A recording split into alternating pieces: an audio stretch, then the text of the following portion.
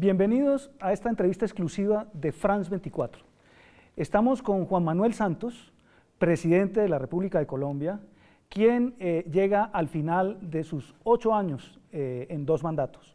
Bienvenido, señor presidente, un gusto tenerlo en France 24 y queremos tener con usted una conversación amplia de balance de estos complejos, largos 8 años. Muchas gracias por esta oportunidad y estoy a su disposición. En estos 8 años, desde 2010 que usted está en el poder, logró firmar un acuerdo de paz con la guerrilla más longeva de América Latina y poner fin al conflicto más importante del hemisferio occidental. Se ganó un premio Nobel por eso y paradójicamente perdió un plebiscito en el que sometió ese acuerdo de paz al voto popular de los colombianos y, para completar la paradoja, el candidato Iván Duque, candidato del principal opositor al proceso de paz, el expresidente Uribe, ha ganado las elecciones y se posesiona el 7 de agosto para reemplazarlo en su puesto. ¿Cómo explica usted esa paradoja? Pues por un lado, eso lo que explica es que la democracia colombiana está funcionando, que hay todas las garantías para cualquier opositor al gobierno, inclusive no fue solamente el que ganó, sino el otro que llegó a la segunda vuelta también era opositor al gobierno. Yo no tuve candidato, no quiero prolongarme en el poder, no soy caudillo, no quiero ser caudillo, por eso eliminé la reelección. Yo creo en las democracias que se basan en instituciones y el proceso de paz pues ha sido un proceso muy calumniado. Como está hoy de moda, las posverdades se le aplicaron con mucha intensidad al proceso. El plebiscito se supo después fue objeto de todo tipo de tergiversaciones, como suele suceder en muchos plebiscitos o referendos. Mire, inclusive el propio Brexit, que fue unas semanas antes del plebiscito nuestro, pero a la larga lo que es importante es que el proceso de paz se salvó, quedó inclusive más fortalecido de lo que estaba antes, se aprobó toda la serie de reformas constitucionales, legales, los decretos para iniciar el cumplimiento de esos acuerdos, sobre todo en la justicia transicional, que es un ejemplo para el mundo. Y hoy Colombia está viviendo una situación muy diferente a la que teníamos hace unos años, las elecciones más tranquilas, con mayor participación, con más garantías. Y eso es bueno para la democracia, bueno para Colombia. Yo también creo que las democracias necesitan eso que llaman el péndulo de la historia. 8 años en el gobierno, la gente quiere ver nuevas caras en los cargos oficiales, eso también es positivo. Lo importante es que lo fundamental, lo básico, continúe y Colombia va por una senda muy positiva y ojalá mi sucesor continúe con los aspectos fundamentales de nuestra democracia. Hablando de eso justamente, hace poco usted hizo la primera, digamos, reunión de empalme con su sucesor, con el presidente electo Iván Duque. ¿Qué lo reconfortó en esa reunión y qué lo dejó preocupado? Primero, yo conozco a Iván Duque hace mucho tiempo, él comenzó su carrera, él trabajó conmigo en la fundación que yo tenía, Buen Gobierno, luego me lo llevé para el Ministerio de Hacienda, cuando fui ministro de Hacienda, luego lo envié al BID y allá se quedó hasta que Uribe se lo trajo como senador y ahora es presidente. O sea, yo lo conozco, es una persona amable, fue muy amable en la visita que hizo aquí al Palacio Presidencial. Me reconfortó mucho que me dijera algo que es además lógico y inteligente. Voy a continuar con todas las políticas que están funcionando bien, voy a corregir las que no están funcionando bien, eso es obvio, y tengo algunas iniciativas mías. Todo gobierno nuevo debe tener iniciativas propias, entonces me pareció muy sensato ese planteamiento, que no viene aquí a arrasar todo. No teme, como lo comentan algunos en Colombia, que el verdadero, digamos, poder tras el trono sea el expresidente Álvaro Uribe. Yo espero que no, yo espero que tenga la inteligencia de entender que la vida le dio una oportunidad que pocos seres humanos tienen de ser el presidente de un país complejo como Colombia. Gobernar este país no es fácil y que esos 4 años son la oportunidad de su vida y que si se deja manipular o se deja influir por alguien que lo opaque, pues la historia se lo cobrará. Yo espero que no cometa ese error, que sea él que tenga la firmeza y el carácter para tomar las decisiones sin que nadie interfiera. Quería preguntarle cuál es su balance de lo que se ha hecho, de lo que se ha alcanzado a hacer a partir de la firma, va a ser un año y medio, un poco más, de la firma del acuerdo final. Hay muchas críticas por digamos, la llegada lenta del Estado a ciertos lugares, la implementación a veces un poco frenada con esas trabas burocráticas que en general tiene el Estado colombiano. ¿Cómo ve usted esa parte, digamos, lo que se alcanzó a hacer a partir de la firma? ¿Qué balance hace usted? Pues bien, el balance es muy positivo y no lo digo yo, lo dicen los dos veedores nombrados por las dos partes, dos expresidentes, el de España, Felipe González, y Mojica de Uruguay, cuando han venido ya en dos ocasiones a hacer el balance. El gobierno presenta su balance, la guerrilla presenta su balance o la exguerrilla, y han dicho que efectivamente aquí se ha venido cumpliendo con todo lo que se ha prometido, que en cualquier circunstancia normal, de cualquier acuerdo de paz normal, ya se hubiera cumplido el 100%, y ahí está la prueba.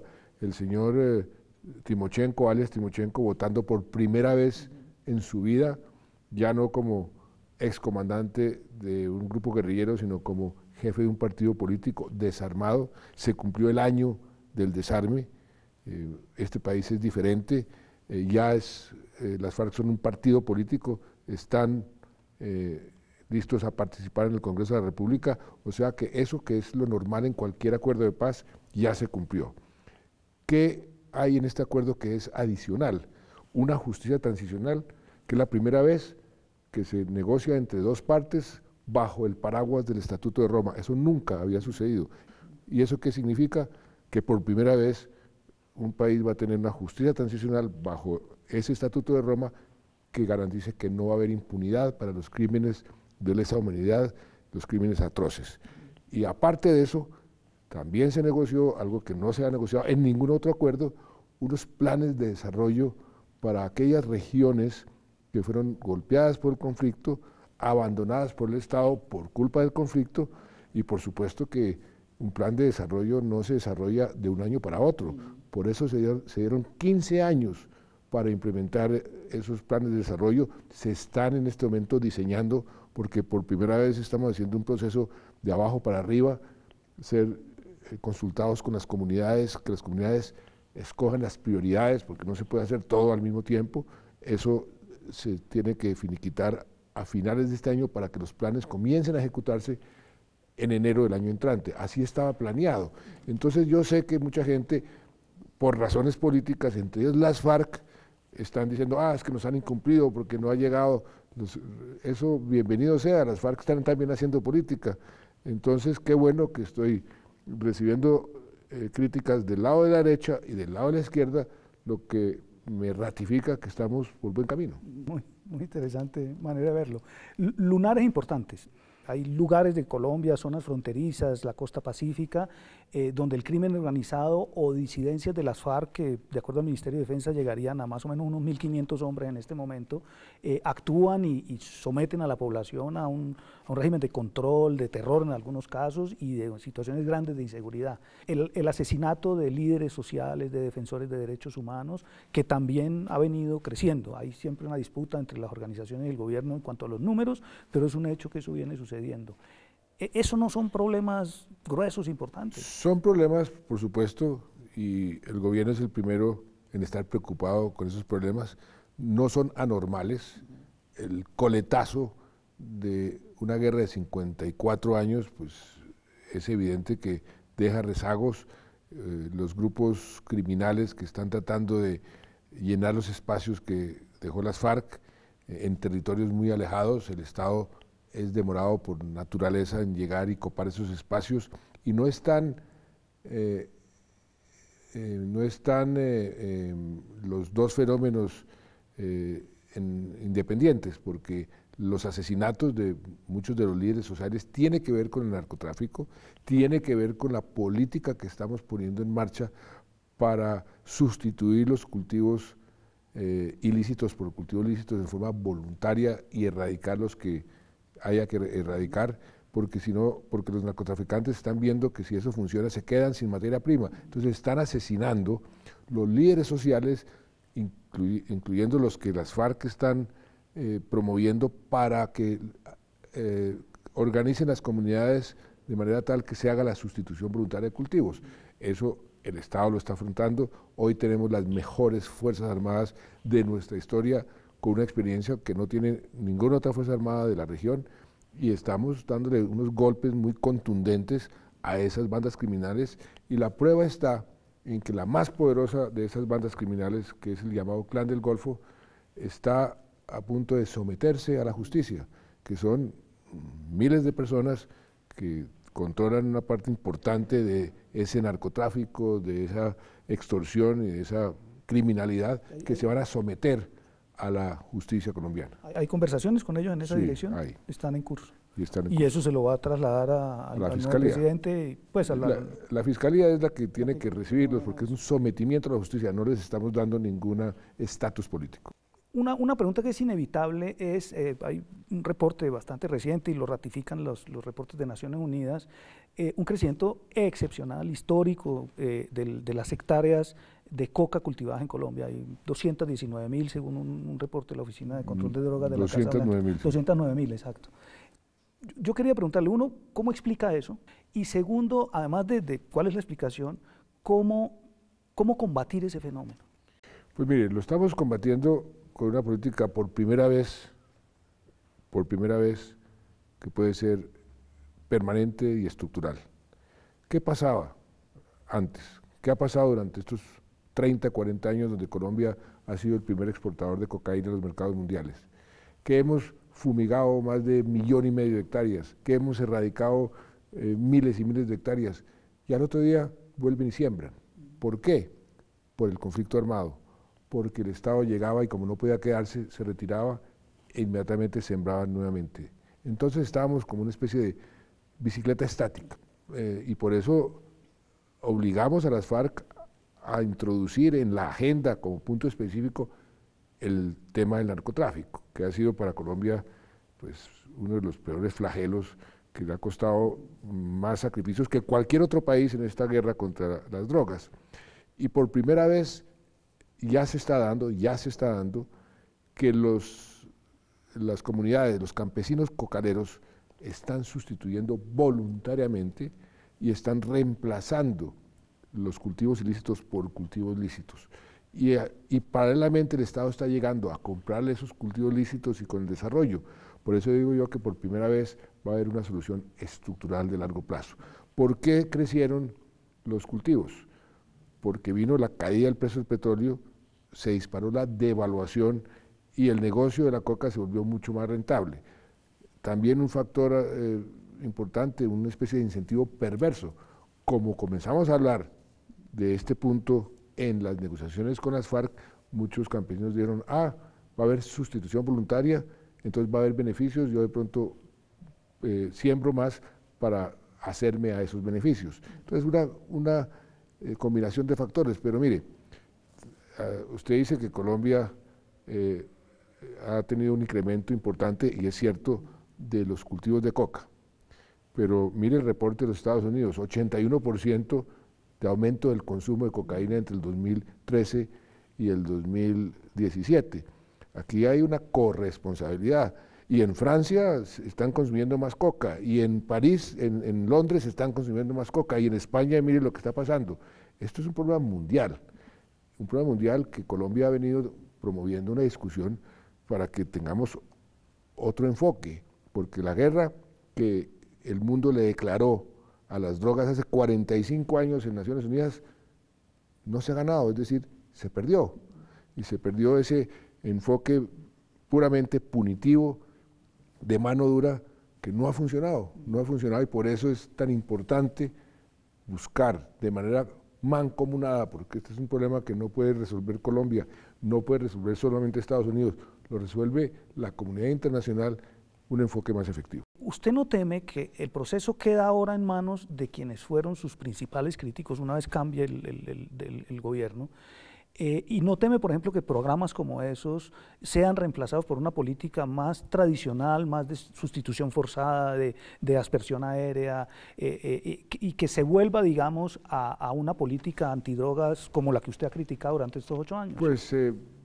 se darían un tiro en el pie, como dicen popularmente, porque ya se probaron esos sistemas, esas estrategias y no funcionaron. Yo fui como ministro de Defensa la persona que más fumigó, más hectáreas ha fumigado en la historia, y esos años creció los cultivos de coca. Y otro aspecto muy importante que hay que resaltar, hemos mejorado sustancialmente nuestra efectividad en la incautación de los envíos de coca hacia el exterior. El año pasado incautamos cerca de 570, 80 toneladas, eso es mucho más del 50% de la producción total, y eso es lo que es más efectivo que ir a meter un campesino en la cárcel por estar cultivando coca o marihuana, cuando en Canadá o en Estados Unidos ya el consumo y la producción de ese producto es legal. Jesús Santrich, uno de los miembros líderes de las FARC, está acusado por Estados Unidos de conspiración para enviar cocaína a Estados Unidos, está detenido en una cárcel colombiana y está en curso un proceso de extradición en contra de él. Si la Corte Suprema autoriza la extradición de Santrich, ¿usted la firmaría antes de terminar su periodo? No me va a tocar de todas formas, ya no hay tiempo. Eso le va a tocar al próximo gobierno, a mí no me va a tocar esa decisión. Pero mire, los acuerdos son para cumplirlos. El que cometa un crimen, sobre todo un crimen grave, después de haber firmado los acuerdos, pues pierde los beneficios.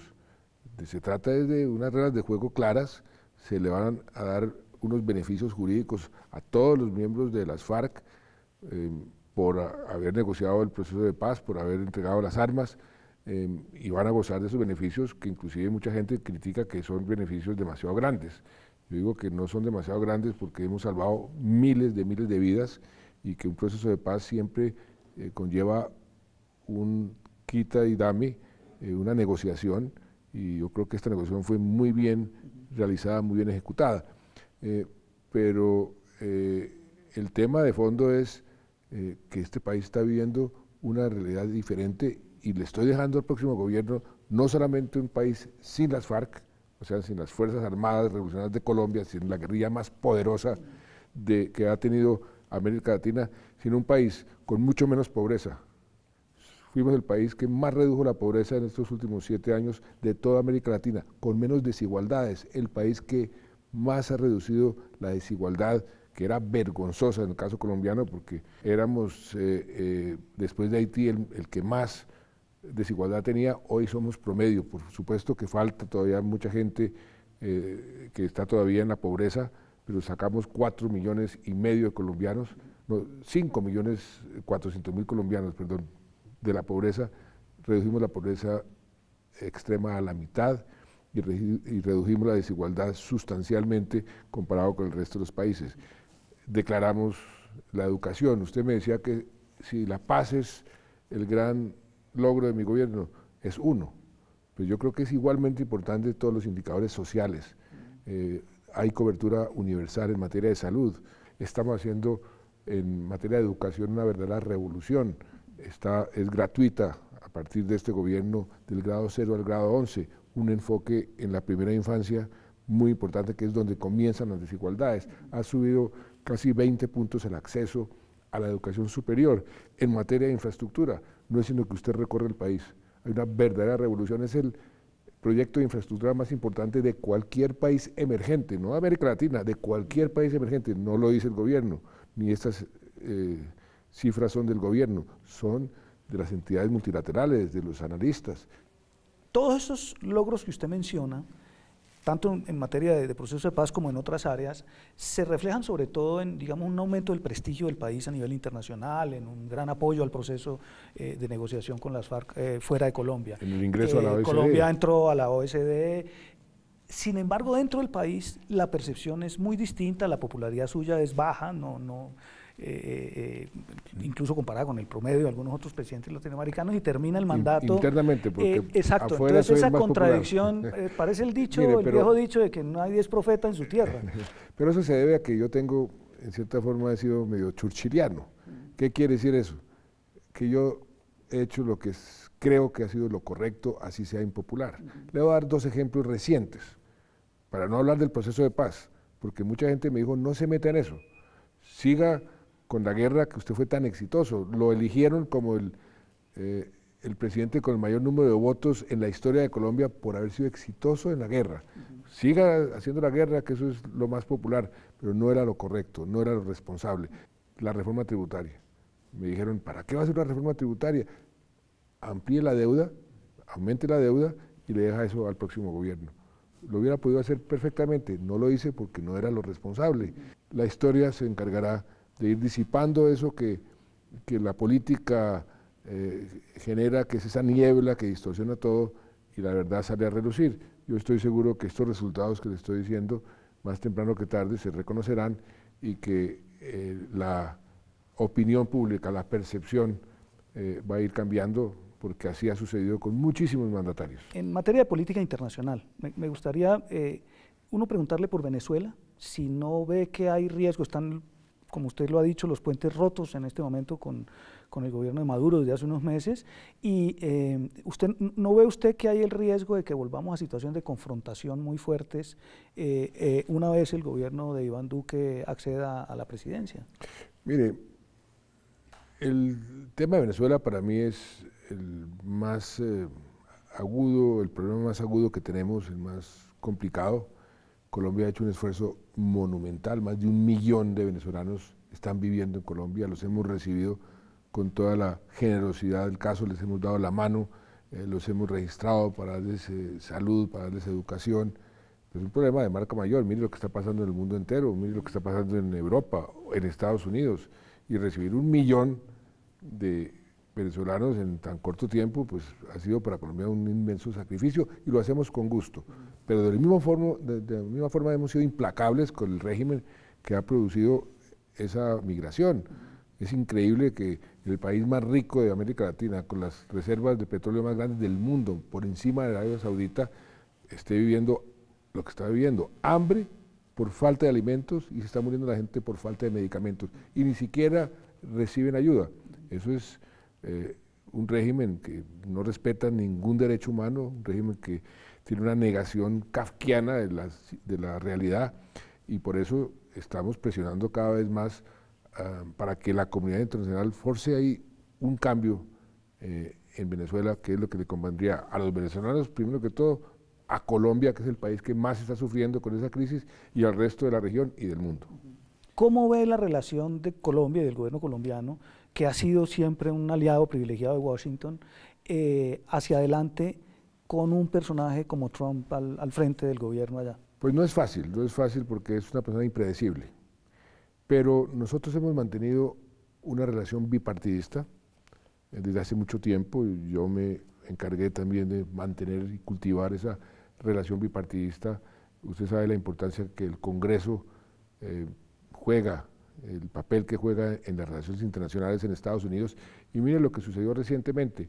La administración Trump propuso para ayuda hacia Colombia una cifra cercana a los 245 millones de dólares, y en el Congreso, el Senado aprobó una cifra de 391, 92 millones.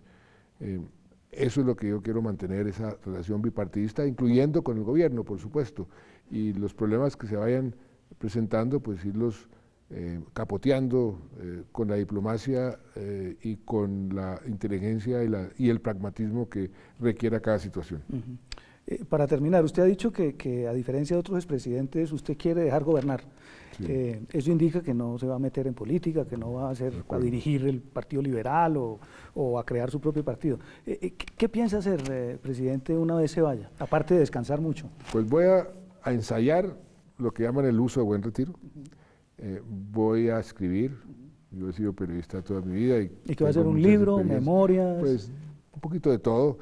Tengo muchísimas invitaciones a dictar conferencias, a participar en universidades. El premio Nobel genera una cantidad de demandas muy importantes en muchos sentidos, y tengo algo muy especial para cualquier persona, que fui hace pocos días abuelo por primera vez. Tengo una nieta maravillosa que se llama Celeste, y parte del sacrificio del servicio público es la familia, tiempo con la familia, entonces voy a dedicarle más tiempo a mi familia. ¿Cargos internacionales no lo tientan? No, ni cargos internacionales, mucho menos nacionales. La política, me retiro de la política y me dedico a la academia, a escribir, a descansar y a gozar un poco la vida y sobre todo el gozo del nieto. Señor presidente Juan Manuel Santos, muchas gracias por hacer este balance de estos 8 años en el poder con France 24. Nos despedimos del presidente Juan Manuel Santos poco antes de que entregue el poder a su sucesor. Bien. Un gusto, Muchas gracias. señor presidente.